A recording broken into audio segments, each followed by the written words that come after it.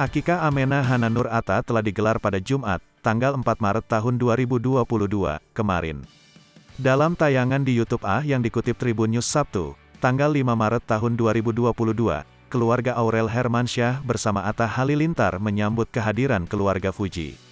Bersama kedua orang tuanya, Faisal dan Dewi Zuhriati, Fuji datang bersama dengan keponakannya, Gala Sky. Mereka datang setelah acara akikah Amenah sehingga tidak melihat prosesi pemotongan rambut keponakan Tarik Halilintar tersebut. Saat itu, keluarga Aurel Hermansyah tengah berada di meja makan. "Tadi udah potong-potong rambut," ucap Atta. "Tadi udah potong rambut," sambung Aurel dengan nada sedih. "Iya, nggak apa-apa," sahut Dewi sambil tertawa kecil. Ibunda Fuji datang sambil membawa kue bawang buatan sendiri. "Ibu bikin sendiri kue bawang?" tanya Ashanti yang diiyakan oleh Dewi. Faisal, Dewi, hingga Fuji kemudian duduk sambil menaruh toples berisi kue bawang. Keluarga Aurel dan Atta kemudian mencoba kue bawang yang dibawa oleh keluarga Fuji.